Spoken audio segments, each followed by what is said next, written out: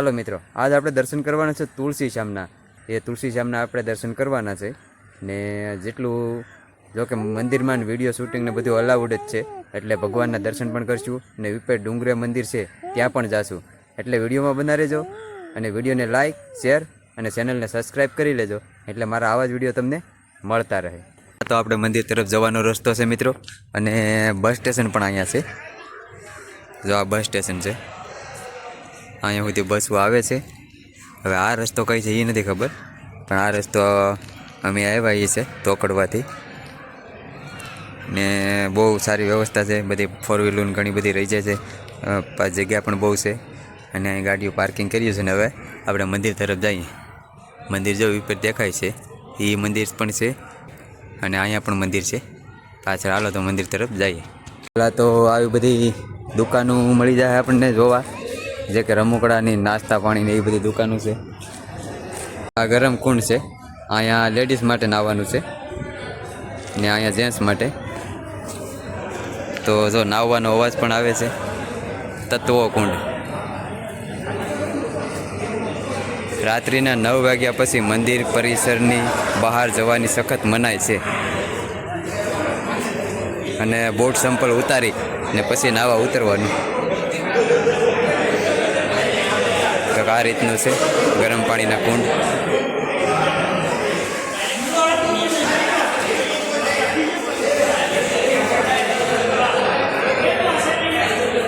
હાલો અહીંથી જોઈએ આપણે.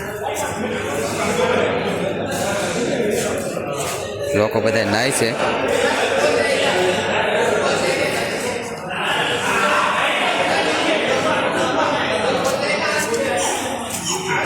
ત્યારે આવો, ગમે એવો શિયાળો હોય, આમાં છે ને પાણી ગરમ જ હોય. મેં આગળ પાણી જોયું એટલે ગરમ, એટલે તમે જાણે ગરમ કર્યું હોય ને એવું જ પાણી હોય. ગમે એ સમયે આવો. અત્યારે કેવો શિયાળો છે તો એટાણે પાણી બહુ એટલે બહુ ગરમ છે. અહીંયા આજુબાજુ દુકાનોમાં પૈસા પકોડા બધું ચાલુ છે. જય શ્યામ. પછી અહીંયા રમકડાની એ બધી દુકાનો છે, અને આ છે ગેટ, તુલસી ગેટ. હવે આપણે મંદિર તરફ જઈએ છીએ. પાન માવાની પણ બધી દુકાનો છે અહીંયા, ચા પાણીની. તો ધીમે ધીમે આપણા ભગવાનને દર્શન કરવા તરફ જઈ રહ્યા છીએ. જોકે ગાડીઓ અહીંયા સુધી વહી આવે છે, પણ અમે બહાર મૂકી છે ગાડી. અહીંથી મંદિર તો આ રીતનું દેખાય છે. વિપેર ડુંગરામાંથી સીડીઓ પણ મસ્તન્યું છે. પણ પહેલાં આપણે ભગવાનના દર્શન કરી લઈએ. અહીંયા તુલસી શ્યામ આ મેન મંદિર છે, અંદર દર્શન કરીએ પછી આગળ જઈએ.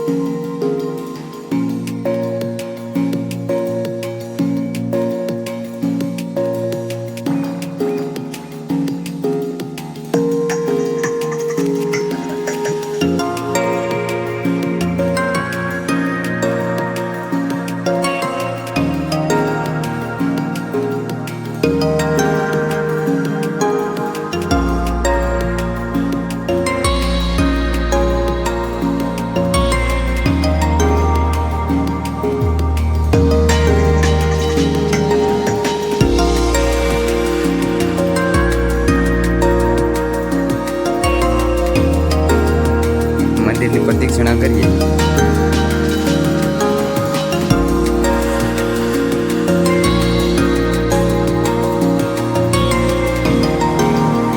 તો મંદિરની ફરતી બાજુ પણ ખાલી જગ્યા છે, છોકરાઓને રમવા માટે છે, પછી ઝૂલા ઝૂલવા માટે છે. એટલે જો હસું તો થોડીને ચડી ગયું.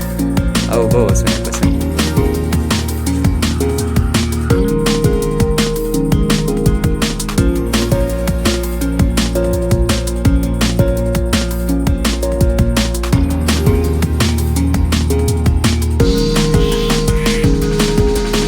તરફ હવે કેટલીક સીડી છે એ તો કંઈ અંદાજ નથી, પણ મારા અંદાજ પ્રમાણે 300 થી 400 સીડી હોય એવો મને અંદાજ આવે. ડુંગરો એટલો ઊંચો જોઈ ને 300 થી 400 સીડી હવે મારો અંદાજ પ્રમાણે. પણ હવે ઉપર જઈએ પછી ખબર પડે. જોકે સીડીઓ નહીં ગણીએ પણ તમને અંદાજે કહી દઉં એમ. હસું તો થાકી હોય જ ગયો હજી એટલી વારમાં. ખંજે ચડાવી લઈ એટલાને.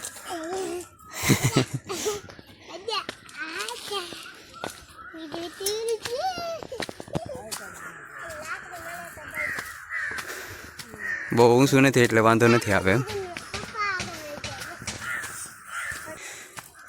જોકે થોડીક સીડી ચડી જાય પછી સીધો રસ્તો આવે છે અને પતરા પણ નાખેલા છે. હવે હું કામ નાખેલા છે? બેસવા માટે નાખેલા છે. કેમ કે અહીંથી જે જોવાનું વ્યૂ છે ને એ બહુ સુંદર દેખાય છે અહીંથી. અહીં બેસવાના પણ બનાવેલા છે ને અહીંથી વ્યૂ જો કેટલું સરસ દેખાય છે. જો આ ઝાડવા ન હોય ને તો અહીંથી બહુ સરસ વ્યૂ દેખાય મંદિરનું. જોઉં તમે, હું થાકી ગયો એટલે બોલવામાં થોડોક ફેર પડે છે એ માટે આ નાખેલા છે. જો હશું બેહો બેહો જોઈશ. કેવું લાગે વ્યૂ? હશું કેવું લાગે? વ્યૂ કેવું લાગે અહીંથી? વ્યૂ કેવું લાગે?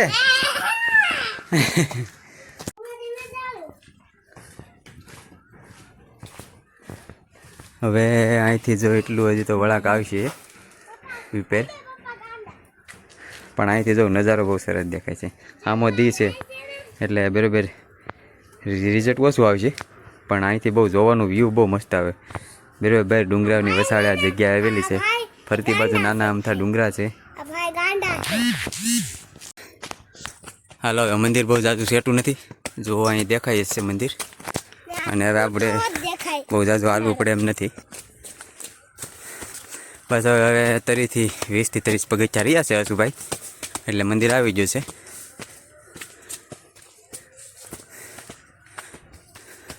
મિત્રો કમેન્ટમાં કહેજો તુલસી શ્યામ તમને કેવું લાગ્યું અને કોણ કોણ તુલસી શ્યામ આવ્યું છે એ પણ કમેન્ટમાં કહેજો જરાક. અને જેમ બને એમ વિડીયો શેર કરજો એટલે અમને પણ આવા જગ્યાએ આવવાનું મોટિવેશન મળે. જોકે આવી જગ્યા હોય તો આવતા જ હોય છે પણ તમને વિડીયો હારા હારા દેવાનું મોટિવેશન મળે એ માટે વિડીયો શેર કરજો. અહીંથી પણ બહુ સરસ જગ્યા દેખાય છે પણ મંદિરે ચડીએ પછી આપણને અંદાજ આવે.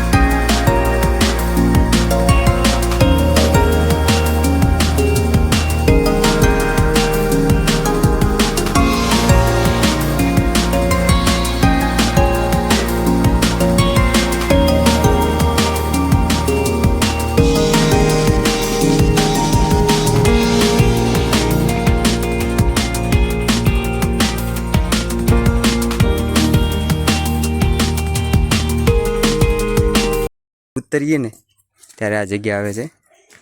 કદાચ કાંઈક જોવાનું છે પણ આપણે જવું નથી અહીં કારણ કે અહીં રસ્તો નથી અને બેરીક મારેલા છે એટલે આપણે ના નથી જવું. હવે આપણે નીચે ઉતરીએ. હવે તો મંદિરની પાસે અમે અહીંયા કાંઈક આવી જમાવટ કરી છે. હશું એને શું જો અહીંયા શું ખાસ દેખાડતો? સમોસા. સમોસાની એટલે પકોડા. આને પકોડા કહેવાય. શું કહેવાય? મંદિરની બાજુમાં માથે લેતા આવ્યા હતા ને કાંઈક અલગ જ મજા આવી. પકોડા પકોડો ક્યાંથી લેતા આવ્યા હતા? પછી ક્યાં આવીને ખાધા? અહીંયા. અહીંયા ક્યાં? એટલે કાંઈક નામ તો હે ને? આપણે આવ્યા એ જગ્યાનું નામ તો હે ને મંદિર?